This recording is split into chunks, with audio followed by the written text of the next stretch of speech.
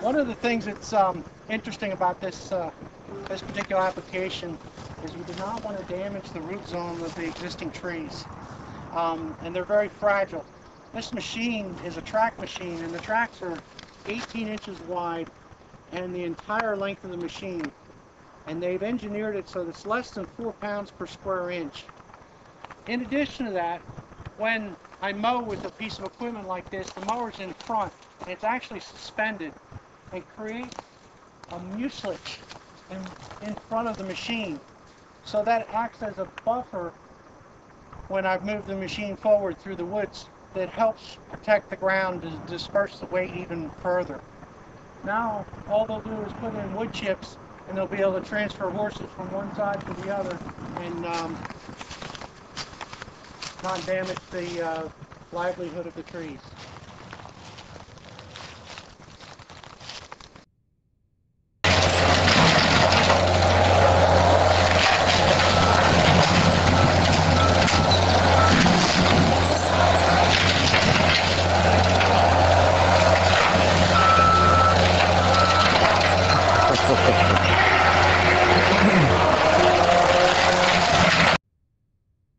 It needs to be balanced in a certain way so that the species that we're looking for will thrive.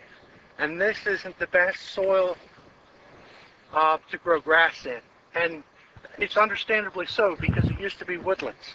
It's going to be high in manganese and magnesiums and some of your salts.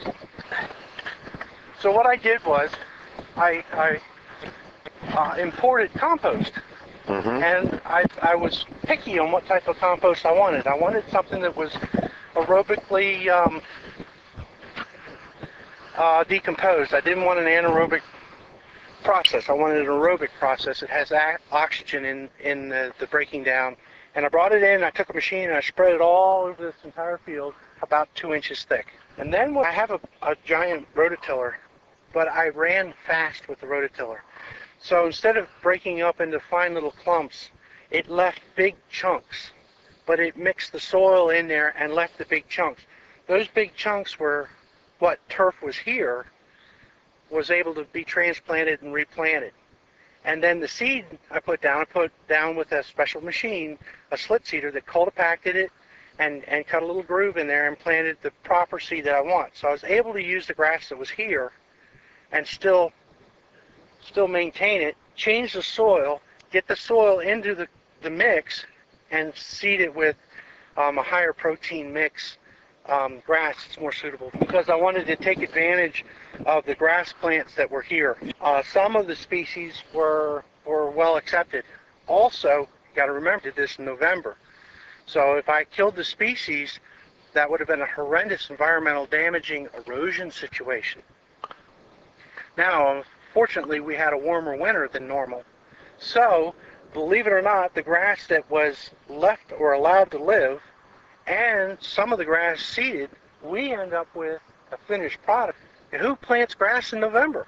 Now, another reason for saving the existing plants and species is it takes 2 years for most turf type to build a root system that will be able to store and sustain the plant through heavy grazing and traffic.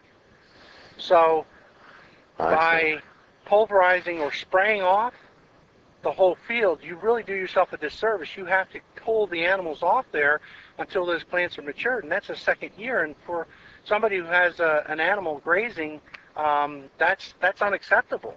So I have to work in existing conditions. So by saving the existing turf and adding to it and putting the humus back into the soil, I can now use nitrogen to boost the growth, and within a fraction of that time, which is basically 2 seasons, I can produce grass enough to sustain the animals to be able to do another section.